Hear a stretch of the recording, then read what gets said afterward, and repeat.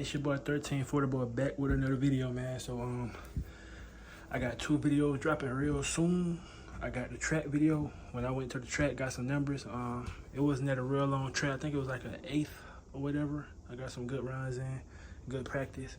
But today, like I told y'all, if y'all watched in my previous videos, I was telling y'all that I got the Woolich Racing auto tune and Woolich Racing Zeitronix box on my bike. So I was telling y'all I got the Zeitronix box on my bike. So what I went on ahead and did was I went to go pick me up a Zeitronix air fluid ratio AFR gauge, so I can while I'm riding I can see where my gauge and where my range fluctuates at. You see what I'm saying? Because I need to know. I'm going to start trying to tune my bike myself. So that's what I'm gonna do. But yeah, so what I'm gonna do is I'm gonna unstrap it. I'm gonna unstrap it because last time I had it in the trailer, I left the shit strapped and it had the bike over revving when I crunk it up. So I'm gonna loosen the strap up.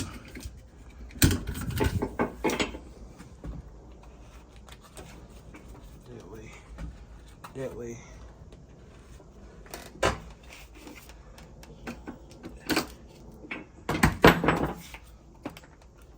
That way the bike ain't over revving.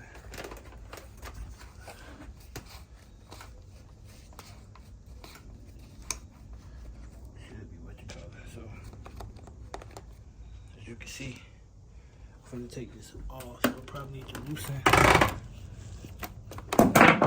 side up too. Loosen that side up. See, okay, now we off. Just do it like that. So, haven't crunked it up in a while.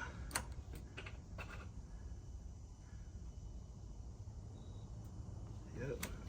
So, okay, so back to what I was saying. Like I said, I ordered the Zeitronix box, so as you can see, I'm gonna show y'all my Woolich is in the back of my truck right here. As you can see, my Woolich box is right here. So what I'm gonna do is, I'm gonna move this out the way. And I'm gonna move this right here. I'm gonna take,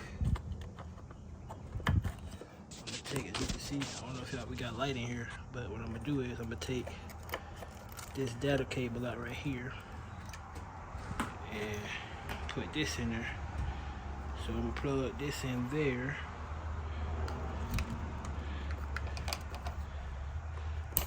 This in there. Then I'm gonna plug this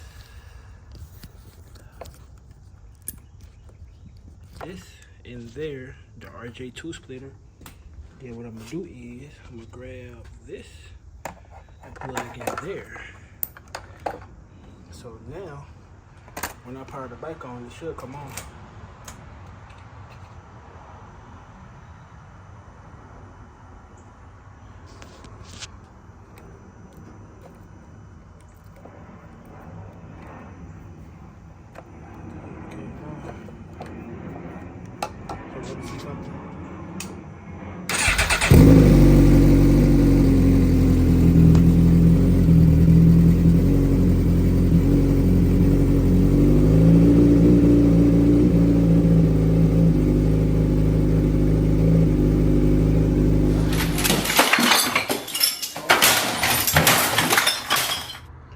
Alright, man, so based off my conclusion, right, so what I came up with is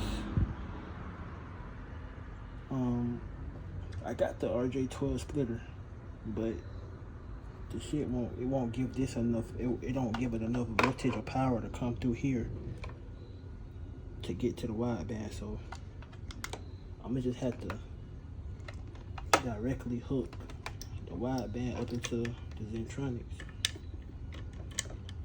And boom, hook it up. And once I hook it up, it'll come on. You see what I'm saying? And once it come on,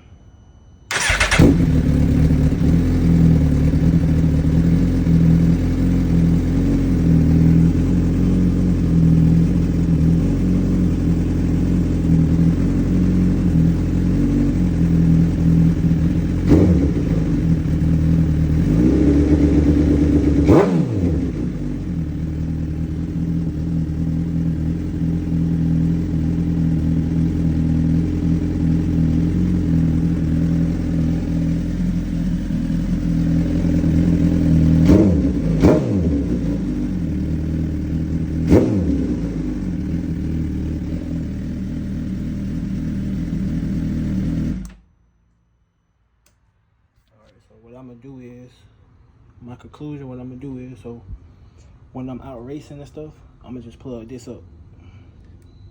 Then when I want to auto tune and tune, I'll plug this back up and put this back in here so we can auto tune and read everything I need to read, and I can come back and make my changes. And once my changes made, I'll just plug this back up into here, and you know what I'm saying? That way, it'll be able to just, So that's just what I'm gonna have to do, because it won't supply power from this wire. It only gives me power directly from here, unless this one just broke. So I'm gonna have to either try to find me another one and see if it works. But what I'm gonna do, I'm gonna move this and I'm gonna mount it right here, so that way I can see it while I'm riding. I'm gonna just mount it right here with some double-sided. Alright, man, so it's your boy 1340 on back, man. So if y'all watching the previous clips, I was showing y'all the concerns and problems I was having with the Zeitronix wideband. So like I told y'all, I went to go get me another RJ12 cable splitter from the store, and once I did that, it worked fine. Today I'm just finna route this shit to go from, I'm gonna put it here, from here all the way over to come back to here, and I'm gonna clean this up a whole lot so it can be nice and neat inside of there. As you can see, as I turn the key on, the AF front gauge come on.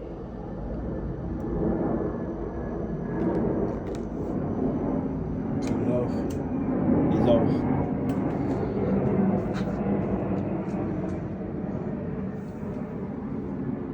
So what I'm gonna do is, I'm gonna probably loosen my tank.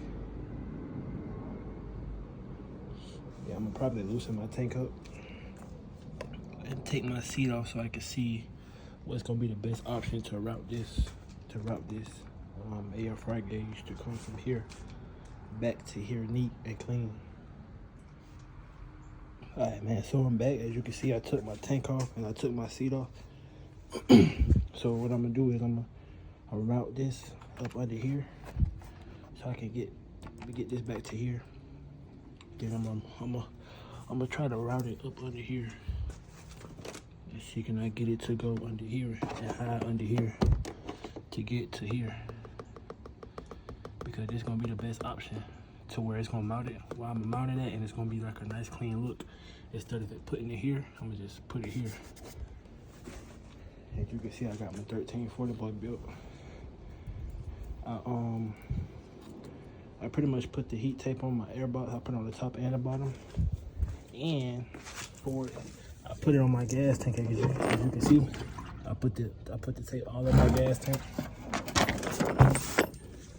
Put it all in the bottom of my gas tank so it can keep the heat away. I should open my air box to see what's going on. I haven't opened it in a while, so I might end up doing that. But when I get it routed how I want it, I'm gonna get back to y'all so y'all can see how I do it.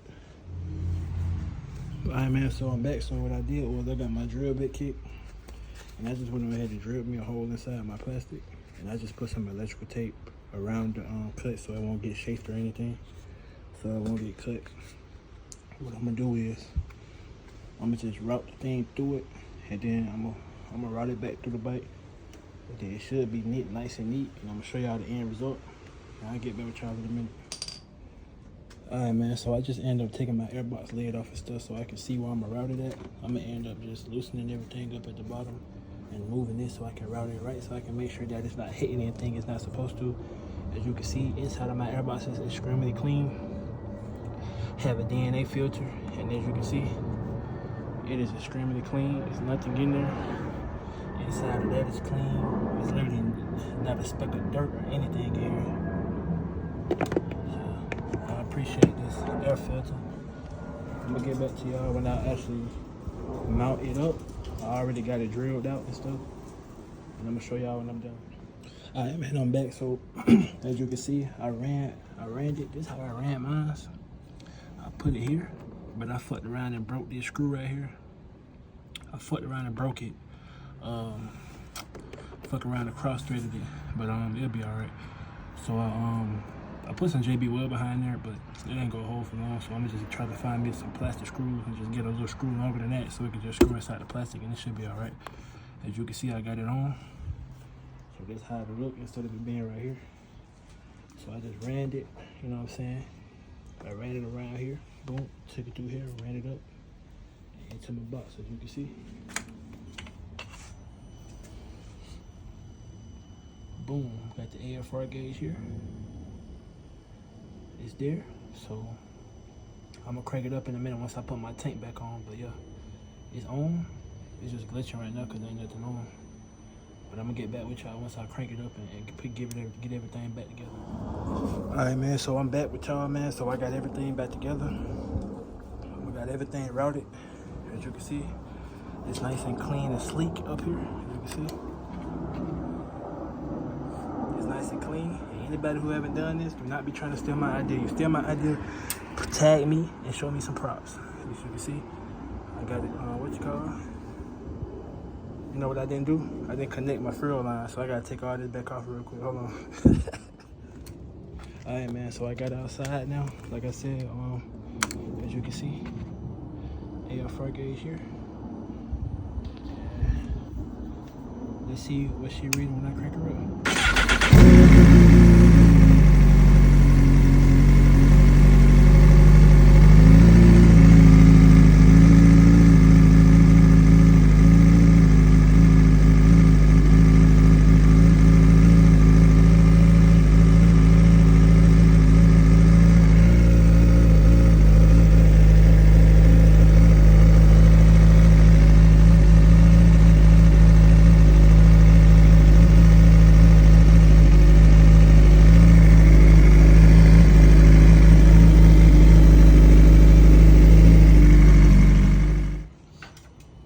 So I got my Woolich pulled up. I was just checking to make sure that the data log and engine data and the AFR reader is getting the same amount of the same readings. So as you can see, I'm gonna crank her up.